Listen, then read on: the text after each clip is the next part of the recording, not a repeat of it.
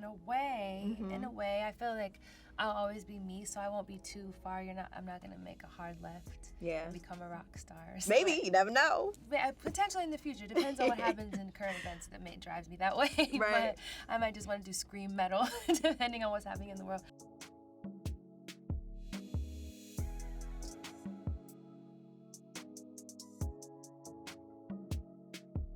What's up? I'm Mia Bell, and BET Talks welcomes a legend in the making. I'm talking about Grammy-nominated singer, songwriter, producer, artist of many genres, dancer too. You seen Party Girls?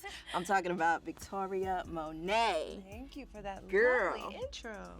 That's because I love you. I do. Thank you so much. And my heart shines just seeing you in the spotlight, doing what you do best. Thank you. Yeah. How do you feel in this present moment with everything that's happening? Jaguar II on the way. What's going on? How do you feel? I feel so good. Yeah. I feel really, really enthusiastic about life and excited and just ready to share what I've been working on. It feels like I've just been holding this thing that I've been telling everyone about in my hands, and now I finally get to release it on August 25th. So I'm excited to see what people feel and how it reaches people and touches people, and just get on the road too.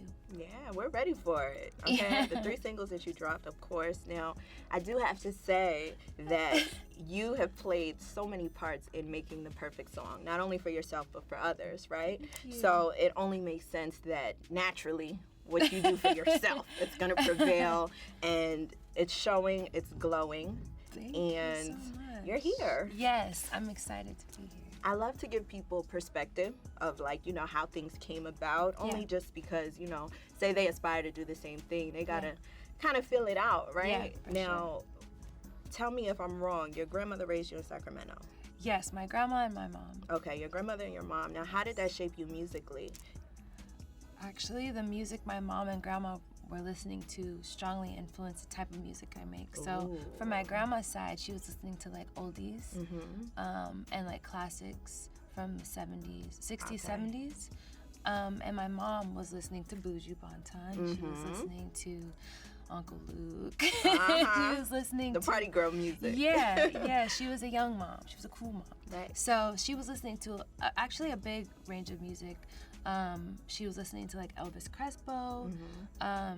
Christmas time was lit. She was always listening to really great Christmas music. Okay. Nat King Cole. So I feel like I got a really wide range of musical taste. Plus, being that Sacramento is a really diverse city. Yeah. Just going to school and like kids were like rocking out. Like it was just like all kind of like a melting pot of so many different things because it's a capital and like a lot of state work. So a lot of military kids were moving. So it's very random, and I think when I hear certain things, it really just sticks. Yeah. So some influences I may not even know that I'm influenced by, but I've heard it somewhere. It lives in your head, right? Yeah, it's in there. And we feel it in all that you do.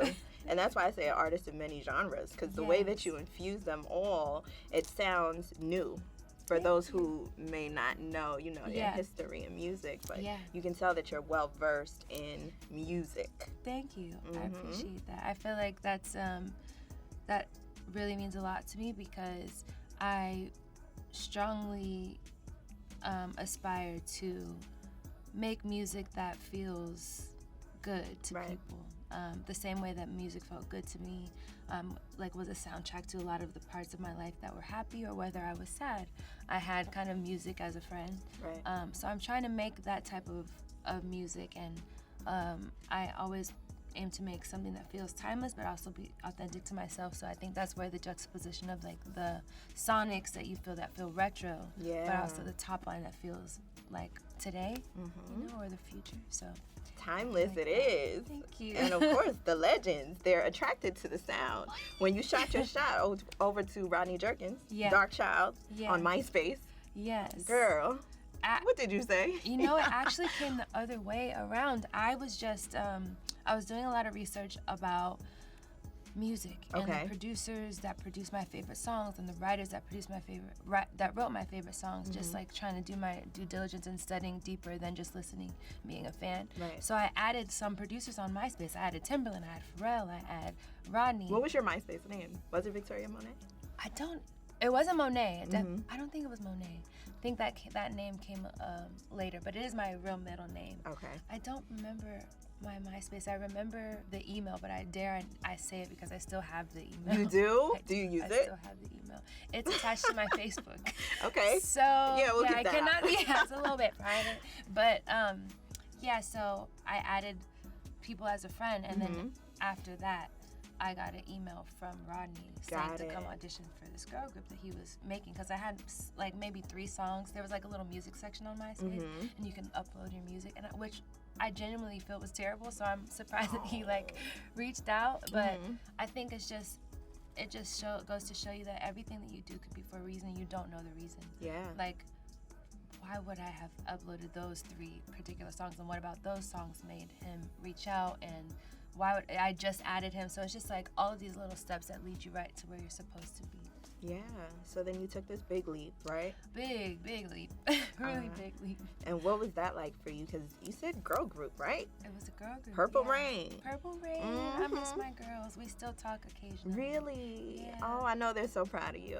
Yes, it's really cool to just grow up with people, you know, because there's one of the girls who also has children now. So it's just like we've seen so many iterations of each other, and it's also like a really cool foundation of sisterhood. Yeah.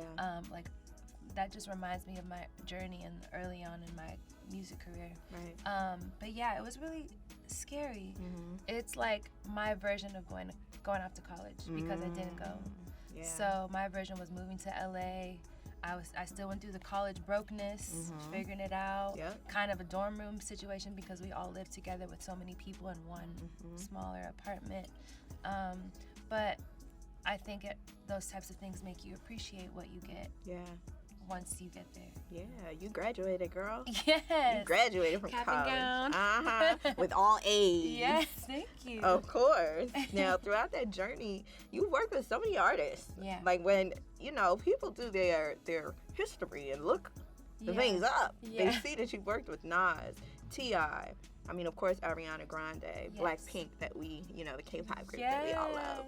But just so many people that you sat with and contributed to their music. How has it been tapping into others and their feelings and incorporating your vibe to it as well? I think it's really cool that people and that are so talented would value whatever you have to say and then sing it. I think that's also it's a really big honor to collaborate with such talented artists. I just really value my time in the studio. It's kind of like home base to me, so I feel very comfortable, always in some oversized, like coziness. So it just feels like a really good time. And the people that I've worked with are friends of mine now, so it just feels almost like a cheat code. It's like you get to work with your friends. Yeah. It's like if you have any job where you can work with your friends, it makes you excited to go to work. And so that's how I feel about just writing for people and being in the studio and hanging out. Yeah. Now, what is that studio vibe for you? You said the oversized clothes. Yeah. What else? Do you have to go at night? Are you like a morning studio person? Probably not, because nobody is. I don't know. You tell me. I mean, the only way I'm in the studio in the morning is if I've stayed there from the night. Right. Okay. Like overnight. But I do find that it's a little bit easier to. Well, it used to be a little bit easier to work during the night because there's less distractions because everyone else is usually asleep. So your phone's not ringing as much. People aren't posting as much. Like text messages, there's not really that many things open either. So you're not like, let's just go. It just kind of feels like maybe when everyone's sleeping, there's more ideas in the air that you can grab. But now I cannot work overnight. I have a baby. So I know. You need your sleep, girl. Yeah, I gotta be out. I be trying to make bath time, like do my due diligence as a mom too. So it's a balancing act now. But naturally, I was a night owl. Hazel has definitely changed that. She wakes up at 6 or so. Girl, so wake up early, and go to bed early. Yeah, well, she doesn't go to bed early. I'm like, what? Sleep, girl. It's nice. You're gonna wish you did. That's because baby Hazel's trying to be like mom. Literally, she's like, you don't sleep. That's true. Oh my gosh. Jaguar II, we are all anticipating the work. You got Smoke with Lucky Day. Yes. party girl, Mm-hmm. where you are whining and girl, the oil in your waist works. I'll tell you that, okay? And of course, On My Mama. Yes. Now, this project, what do you think people are going to gravitate to the most? Because you have some great features on there, including Earth, Wind, and Fire and Baby Hazel. Crazy. Huh? Like, what? You know what? I feel like maybe people will gravitate to different songs. Well, my hope is that they gravitate to different songs on different days. Because I know that women and just people in general are very multidimensional. Right. And we feel different things all the time. Maybe one day we're in love, the next day somebody messed up and it's heartbreaking. So there's themes that cover a variety of things that can be experienced in our lives. And so I'm hoping that through the years of listening, maybe their favorite changes. But I think off of the titles, I think people are going to want to hear Stop Asking Me for Shit, because I think that's a very relatable. That's the one. Yeah. Girl. Like, play that one. Because, you know, everyone in the world has someone asking something of them. Right. Even my daughter, I'm like asking her to be good, you know? So, not that she would say those words, but she often is like, no, which is her version of stop. So I feel like it's a very relatable subject, so I think people want to hear it. Of course. Now, look, Jaguar II is the final installment. Yes, I was going to do 3 parts, but a lot has changed within part 1, which was in 2020, and part 2, which is 2023. So I think that the sentence is already complete, right, with part 2, and I want to explore another era and chapter of myself after this. Is that who we're saying goodbye to on the last record of the project? In a way, I feel like I'll always be me, so I won't be too far. I'm not gonna make a hard left. Yeah. And become a rock star or something. Right. But maybe, you never know. But potentially in the future. Depends on what happens in current events that drives me that way. Right. But I might just want to do scream metal, depending on what's happening in the world. But no. But really, I think this goodbye kind of just wraps the album up very nicely, and it's actually talking about a relationship, but it can the sentiment of it. I think that it'll be.